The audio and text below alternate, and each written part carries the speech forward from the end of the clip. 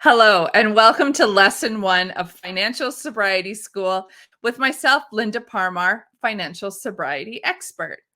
And you're wondering with this first lesson, what is Financial Sobriety School? So I am the founder of Financial Sobriety School, where what my mission is to help people stop overspending, stop impulse spending, stop addictively spending money on stuff that they don't need, and starting to build daily habits, starting to build systems, and being able to come to a place where you're making clear decisions on your money. It goes into different parts of sober spending. And what does that look like? What I think sober spending is making clear, aligned, conscious decisions. My story is that I was completely addicted to spending money. And I was obsessed with being able to buy things. I thought credit cards were my money. I thought that that limit on my credit card was permission to buy whatever I wanted. And I had no conscience about it. I just went for it. And I know that there's a lot of us out there who struggle with the addiction of spending money, the obsession, the impulses, the compulsion to spend money we maybe don't have. And you might have the money to do it. But a lot of times there's a lot of debt that starts to pile up. There's a lot of shame, so much shame. And that's why I've made the school for a place for people to come and learn how to stop addictively spending their money, get clear about how they are the way they are with money, getting in touch with our feelings instead of trying to push everything down by spending our money and buying things we don't need. I know that that's what I was doing. I was in a very, very high stressful job as a financial advisor in a bank here in Canada. And I was spending money and escaping in stores, online, because I was so stressed. I would go on my lunch hours and spend hundreds of dollars on dresses, outfits for work, shoes, because if I look good, I mattered. And I know that's not true now that I have done my work with my money. I have worked again as a financial advisor and in the banking industry in Canada for over 20 years. I was thankfully able to leave my job of that 3.5 years ago.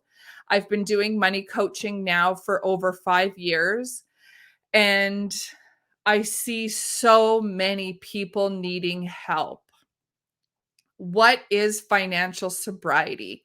What does that mean? As I said before, it's that addiction to spending money. It is that compulsion. It is that want to stop spending that way. It is becoming from a state of being completely overwhelmed to a state of being clear and being conscious, mindful, and understanding what is going on with your money, how you're spending your money, planning to spend your money, and acceptance on what has brought you here, and going forward with abundance and creating hope for yourself with your money. Believe me, it can happen. I know that it might sound completely uh, you just probably can't even think that that can happen. And believe me, I've been there. I know exactly what that is, that feeling is. And that's why I have created Financial Sobriety School and the overall movement of financial sobriety, releasing that stigma of shame and starting to create hope, healing your relationship with money, and leaving that addictive spending behind you. I honestly never thought in my life that this is even something I could have done. And I understand your feeling. This is a no judgment zone at the Financial Sobriety School because sometimes we do things just to survive. And in the world that we're living in with consumerism and capitalism, it's actually completely normal that you're feeling this way. When I started to do the research for Financial Sobriety School, what I was amazed with is now that there is a medical term that they are treating the disorder of compulsion spending. And what they're calling it is oniomania. And what oniomania is described in the medical world is a disorder that's often linked to deprivations in childhood and inability to tolerate negative feelings and the need to fill a void. And it is excitement seeking, it is excessive dependency, it's approval seeking, perfectionism, and general impulsiveness and compulsiveness, and the need to gain control. If that doesn't actually put in words exactly what being addicted to spending money is and what that looked like for me, it was that need to feel accepted. I needed to be worth something and I would show up. And there's sometimes people who give too much and buy a lot of presents for people because that's how they show their love. Or you could be showing yourself love or your kids love with things that you're buying. And isn't there more to life than that? That's a question I ask with being able to look at your money from a sober lens and knowing that there is something much bigger than just spending the money. What is that void you're trying to fill? What are you trying to numb out on? What feelings are you trying to hide from?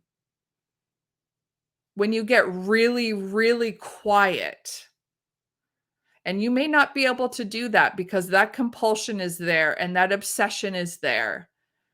And that is what I want to try to help support you with in the Financial Sobriety School with these lessons, because let's try to pause. Let's try to be conscious. Let's try to be mindful with our money. Let's look at it. In this day and age, it is absolutely nobody looks at their money unless you have a lot of money, right? And those of us who are in a lot of debt are really scared to look at our money, and then starts a whole spiral and then starts a whole system and conditioning and the wiring in your brain that has happened because of the obsession of spending money. With the obsession of spending money comes that dopamine hit when you actually do that spending, that buy now. And, that whole thing with the internet and online shopping and all of that, it's so easy to just hit buy now, buy now, buy now, right? And that dopamine hit happens to you all the time. And so in this world, we're seeking so much dopamine because we are like, our poor nervous systems don't know what the heck to do with ourselves, with everything, media coming at us, personal situations happening. And then we start numbing out with spending.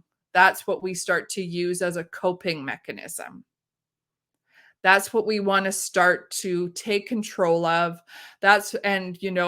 There's things we can control with money and there's things we can't control with money, right? Like being able to, like your roof and something fell on your roof, a tree came through your roof, and hopefully your insurance is great, but you have to pay a deductible, completely out of your control.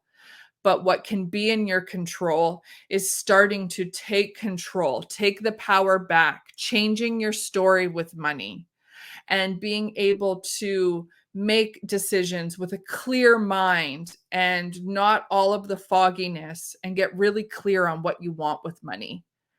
Money needs clarity.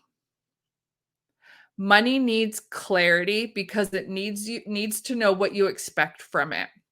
When your money gets deposited from your paycheck or however you earn your money, you actually need to have a plan for that, on what you want to happen with that money. Because if you don't, within a few days, within a few hours, that money will be gone. That's what we're doing at Financial Sobriety School, is getting clear on your expenses, your income, all of that, but also connecting with our hearts, connecting to our bodies, connecting with our feelings to be able to make clear, aligned, conscious decisions with our money. I have created 7 foundations of financial sobriety. I will go into these as the lessons go on. There will be each lesson, I'll break down a foundation and what that means, but I'll just kind of give you a general idea right now. So, the 7 foundations of financial sobriety is 1, understanding your financial feelings. We are so out of touch with how we're actually feeling about why we're spending money. That we could be feeling hungry, we could be feeling angry, we could be feeling happy. Actually, when I get to a moment of feeling really, really happy, those are the moments that trigger me into wanting to spend money because I'm celebrating, I'm proud of myself. And all of the feelings of despair, embarrassment, shame, anger, all of those feelings are valid. And getting in touch and understanding why we're reaching for spending money is really, really important. So that's the first foundation within the financial sobriety. Next is financial sobriety systems. And what I mean by this is creating systems with tracking money, understanding our money on where it's going, how it's coming in, making a spending plan to understand our expenses. I don't love the word budget. For those who know me, they know that that feels really restrictive and icky to me because those are things that I felt like I failed at so many times. Once I started to turn it around to spending plan and choosing what I'm going to spend my money on was a game changer. So with that, that's one of the pieces of the financial sobriety systems is, making a spending plan, creating money dates with yourself or your partner if you are in a relationship and share your money. There is also making sure that we check in with our money, check in with our bodies, have some sort of tracking system, like I said, a spreadsheet. I have made one that will be made available if you sign up for some of the teachings. First launching of the teachings are going to come out in a group coaching setting in April. And I'm going to also have it available for purchase on the side. We're getting there. We're just launching. So that is to come. Stay tuned for that. The third foundation is financial inventory. What accounts do you have? Do you even know how much money you make? Do you even know what your expenses are? And getting really diving in, kind of looking with underneath everything and delving up all your financial information and doing that with a lens of no judgment, having it be safe, creating a safe space for you to feel like you can do that, because I know that this is hard. Sober spending. I love the term sober spending, and I've talked about it before earlier, but it is something that is so, so important to me because that's really the base foundation for all of this for financial sobriety is getting clear on your spending, choosing what you're going to spend your money on, making sober, clear, amazing decisions with your money and what you want to spend your money on. And the fifth foundation is financial literacy. And I know that this keeps people from having financial conversations all the time because they feel overwhelmed and they feel like they don't even know what they're talking about and embarrassed to say the wrong thing. I'm going to come to you and give you information on financial literacy because it's so important for us to understand our money and what that even means. Foundation 6, go from surviving to thriving. And surviving could be in a time where you're just relying on credit cards to pay for life and everything is too expensive. You have your kids, you have all of the things, and money feels really overwhelming. That's exactly why I am here for you to take control of your money and being able to get really clear and make a plan on what that's going to look like and finally create some hope. And I know you probably have no idea how that you're even going to get there. I see you. I'm witnessing that because I understand that. And that's the most beautiful part of my teachings is that I have been there. I have absolutely been there and I still get triggered. I still have moments where my money doesn't look perfect, and that's okay. I just make the next right decision.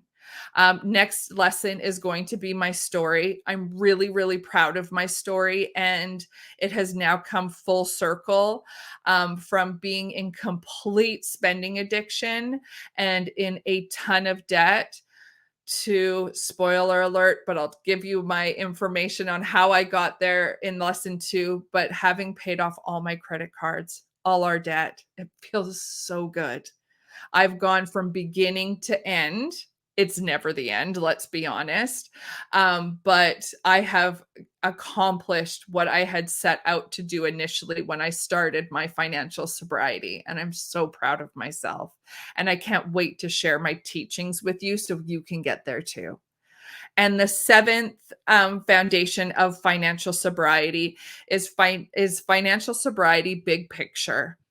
Because at first, when we start looking at our money, if we start to look at a really big picture of it, it gets too overwhelming and you're like, nope, I'm out of here. Don't want to deal with this. This is too much. But we're going to take bite-sized pieces as we go along in this, in my show, in these episodes, to give you bite-sized pieces to then that will lead you to a big picture of how you are going to have financial sobriety with your money and what that looks like for you, what that means for you, and how that feels for you. I am so excited with all of the things to teach you and all of the lessons to come. For the first couple months, I will be releasing lessons every week, and it will be in the form of a YouTube video. It'll also be on my podcast, and it will also be in a blog on my website. You can either go to lindaparmar.com or you can also go to financialsobrietyschool.com and it'll have all the information for you there.